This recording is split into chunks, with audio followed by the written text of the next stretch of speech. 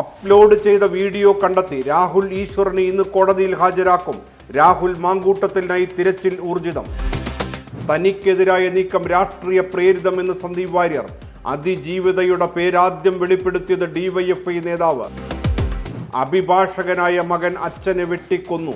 അമ്മ ഗുരുതരാവസ്ഥയിൽ. പ്രതിയെ സാഹസികമായി പിടികൂടി പോലീസ്. രാജ്ഭവൻ ഇനി ലോക് ഭവൻ. ഗവർണർ രാജേന്ദ്ര അർലേക്കർ ഇന്ന് വിജ്ഞാപനം ഇറക്കും.